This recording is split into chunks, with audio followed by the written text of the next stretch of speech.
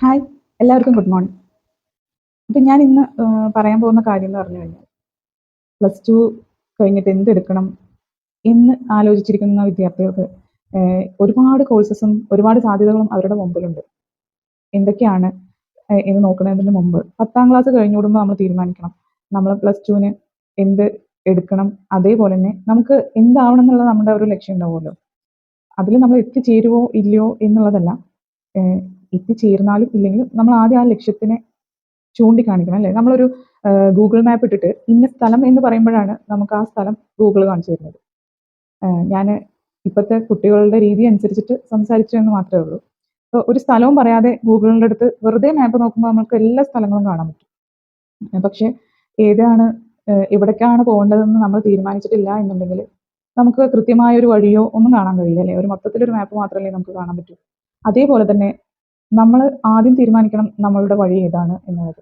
അപ്പോൾ 10ാം ക്ലാസ് കഴിഞ്ഞോടുമ്പോൾ തന്നെ നമ്മൾ തീരുമാനിക്കണം നമ്മൾക്ക് ഡോക്ടർ ആവണോ, എഞ്ചിനീയർ ആവണോ, അതുപോലെ മറ്റെന്തെങ്കിലും കോഴ്സ് എടുക്കണോ എന്നൊക്കെ. കാരണം 10ാം ക്ലാസ് കഴിയുന്ന ആ ഒരു സമയത്താണ് നമ്മളുടെ കേരളത്തിലെ പഠന രീതി അനുസരിച്ചിട്ട് 10ാം ക്ലാസ് കഴിഞ്ഞാൽ സയൻസ് ഗ്രൂപ്പ് എടുത്താൽ ഇന്ന ഒരു ദിശയിലേക്ക് പോകാം, അല്ലെങ്കിൽ കൊമേഴ്സ് എടുത്താൽ ഇന്ന ദിശയിലേക്ക് പോകാം, ഹ്യൂമാനിറ്റീസ് എടുത്താൽ ഇന്നതെല്ലാം പഠിക്കാം എന്ന് ഓൾറെഡി തീരുമാനിച്ച് വെച്ചിട്ടുണ്ട്.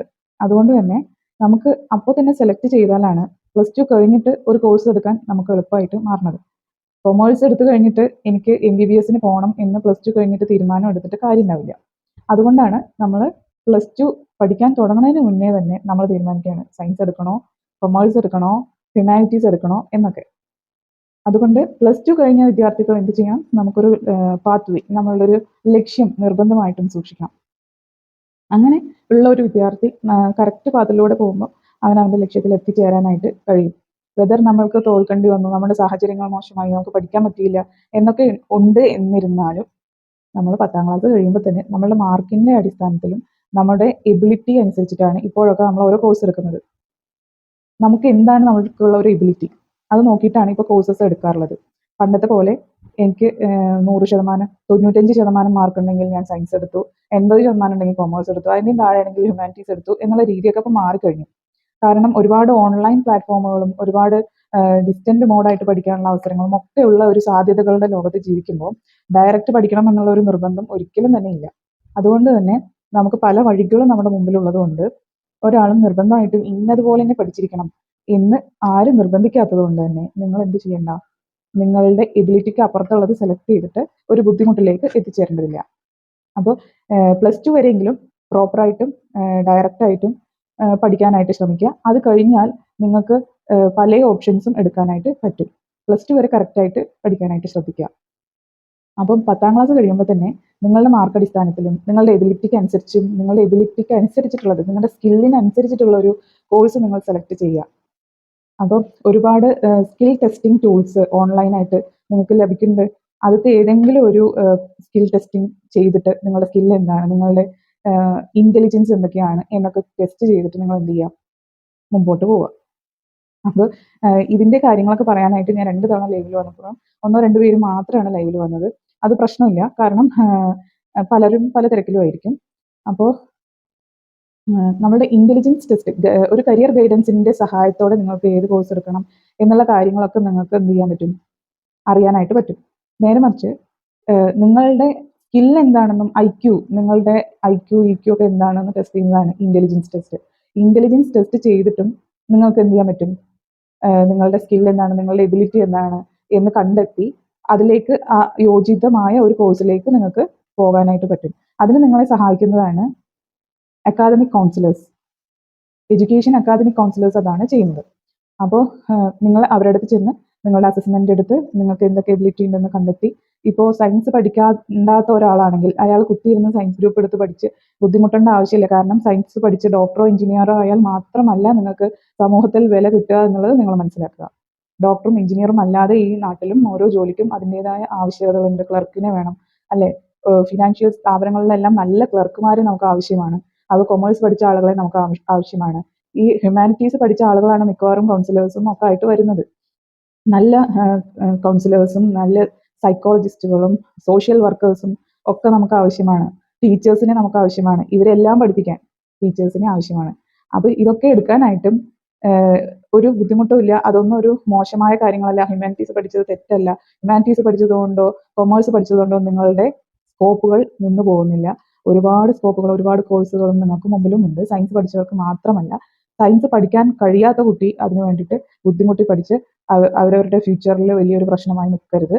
അതിന് പകരം ഹ്യൂമാനിറ്റീസും കൊമേഴ്സും എടുത്ത് പഠിക്കേണ്ടാത്ത, സയൻസിനെ ഇഷ്ടപ്പെടുകയും ഒക്കെ ചെയ്യുന്ന കുട്ടികൾ അതെടുത്ത് പഠിക്കുകയും അതിന് വേണ്ടിയിട്ട് ആത്മാർത്ഥമായി പരിശ്രമിച്ച് സയൻസ് ആകുമ്പോൾ സയൻസ് ഗ്രൂപ്പ് എടുത്ത് പഠിച്ചു കഴിഞ്ഞാൽ ഒരുപാട് പഠിക്കാനുണ്ടാകും. അത് ഞങ്ങളെ കൊണ്ട് താങ്ങാൻ കഴിയില്ല എന്നൊക്കെ വിചാരിക്കുന്ന വിദ്യാർത്ഥികൾ ഒന്ന് ശ്രദ്ധിക്കുക. സയൻസ് എടുക്കാൻ ആഗ്രഹിച്ച് അതിൻ്റെ ടെസ്റ്റുകളിലെല്ലാം ആപ്റ്റിറ്റ്യൂഡിലും സ്കില്ലിലും ഒക്കെ മുമ്പിട്ട് നിൽക്കുന്ന നല്ല ഐക്യമുള്ള ആളുകൾക്ക് അതൊരു വലിയ പ്രശ്നമേ അല്ല. നിങ്ങളെ കൊണ്ട് അത് നന്നായിട്ട് ചെയ്യാനായിട്ട് കഴിയും. അതേപോലെ തന്നെ കൊമേഴ്സോ അല്ലെങ്കിൽ ഹ്യൂമാനിറ്റീസോ പഠിക്കുന്നവർ തീരെ പഠിക്കാനില്ലാത്തവരോ തീരെ മോശമായ കോഴ്സോ ഒന്നുമല്ല. അതിൻ്റെതായ അതിനൊരു വില അതിനുണ്ട്. അപ്പോൾ ആ കോഴ്സസ് എടുത്തവർ ഒക്കെ മോശക്കാരാണെന്നുള്ള വിചാരങ്ങൾ വീട്ടുകാരും കൂടി ഒന്ന് മാറ്റി വയ്ക്കുക. സയൻസ് എടുത്തവർ മാത്രമാണ് ടോപ്പായി നിൽക്കുന്നത് എന്നുള്ളത് നമ്മൾ മാറ്റി വയ്ക്കുക. കാരണം മറ്റുള്ള കോഴ്സ് പഠിച്ചാലും ഒരുപാട് സ്കോപ്പുള്ള കുറേ കോഴ്സസ് പിന്നീട് പ്ലസ് ടുവിന് ശേഷം പഠിക്കാനായിട്ട് കഴിയും. അപ്പോൾ സമൂഹത്തിൽ അതുകൊണ്ടൊന്നും ഒരു വിലക്കുറവും വരുന്നില്ല. പ്ലസ് ടു ഹ്യൂമാനിറ്റീസ് ആണെന്ന് പറയുന്നത് മോശമായിട്ട് ഏത് വിദ്യാർത്ഥികളും അതേപോലെ തന്നെ അവരുടെ പാരൻസും കരുതരുത്. അതേപോലെ തന്നെയാണ് നമ്മൾക്കുള്ള പാഷൻ. നമ്മൾക്കൊരു കാര്യത്തിൽ പാഷൻ ഉണ്ടെങ്കിൽ, നമ്മൾക്കത് ആത്മാർത്ഥമായിട്ട് നമ്മളത് ആവണമെന്ന് ആഗ്രഹിക്കുന്നുണ്ടെങ്കിൽ ഉറപ്പായിട്ടും നമ്മൾക്കത് ആവാനായിട്ട് കഴിയും. അത് സയൻസ് ആണെങ്കിലും കൊമേഴ്സ് ആണെങ്കിലും ഹ്യൂമാനിറ്റീസ് ഒക്കെ ആണെങ്കിലും ശരി, നമ്മൾക്ക് ഏതാണോ ഏറ്റവും കൂടുതൽ ഇഷ്ടമുള്ള താല്പര്യമുള്ള ഒരു കാര്യം അതിനുവേണ്ടി നമ്മളെപ്പോഴും സമയം കണ്ടെത്തും. അത് മനുഷ്യ സഹജമായ കാര്യമാണ്. അതുകൊണ്ട് എല്ലാ വിദ്യാർത്ഥികളും അവരവർക്ക് ഇഷ്ടപ്പെട്ട, അവരവർക്ക് കഴിയുന്ന, എനിക്കത് കഴിയോ എന്നുള്ളത് ചിലപ്പോൾ ഒരു പക്ഷേ ഞാനൊരു പ്ലസ് ടുവോ 10ാം ക്ലാസ്സോ പഠിക്കുന്ന സമയത്ത് എനിക്ക് അറിയാനായിട്ട് കഴിയില്ല. അപ്പോൾ ഉറപ്പായിട്ടും ഒരു കൗൺസിലറുടെ സഹായത്തോടു കൂടി, അതായത് എഡ്യൂക്കേഷൻ അക്കാദമിക് കൗൺസിലറുടെ സഹായത്തോടു കൂടി നിങ്ങൾക്ക് നിങ്ങളുടെ കഴിവുകൾ കണ്ടെത്താനും ഏതാണ് പഠിക്കേണ്ടതെന്നൊക്കെ അറിയാനും പറ്റും. അപ്പോൾ അങ്ങനെയുള്ള കൗൺസിലേഴ്സുമായി ബന്ധപ്പെട്ട് അതിനൊരു ക്ലാരിറ്റി വരുത്തി ശരിയായ ദിശയിലേക്ക് പോവുക.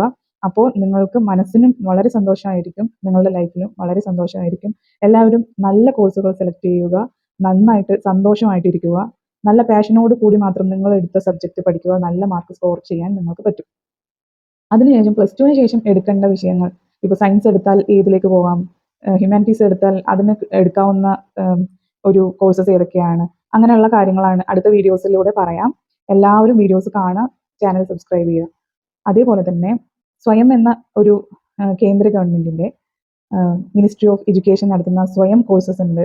വീട്ടിലിരിക്കുന്ന പഠിച്ചിട്ടുള്ള നല്ല എഡ്യൂക്കേറ്റഡ് ആയിട്ടുള്ള വീട്ടമ്മമാരുണ്ട്, അവർക്ക് ഈ കോഴ്സസ് ഒക്കെ ചെയ്യാം. അതേപോലെ തന്നെ കോളേജിൽ പോയിക്കൊണ്ടിരിക്കുന്ന വിദ്യാർത്ഥികൾക്ക് അഡീഷണൽ ആയിട്ട് ഈ സ്വയത്തിലെ കോഴ്സുകൾ ചെയ്ത് അവരുടെ യൂണിവേഴ്സിറ്റി ക്രെഡിറ്റുകൾ കൂട്ടാനായിട്ട് സഹായിക്കും. സ്വയം ആപ്പിൽ എങ്ങനെയാണ് രജിസ്റ്റർ ചെയ്യുന്നതെന്നും സ്വയം ആപ്പ് എന്താണെന്നും സ്വയം പോർട്ടലിലൂടെ നിങ്ങൾക്ക് ലഭിക്കുന്ന കാര്യങ്ങൾ എന്തൊക്കെയാണ് എന്നും വീഡിയോസ് ചെയ്യുന്നുണ്ട്. ഉറപ്പായിട്ടും എല്ലാവരും വീഡിയോസ് കാണുക. Thank you.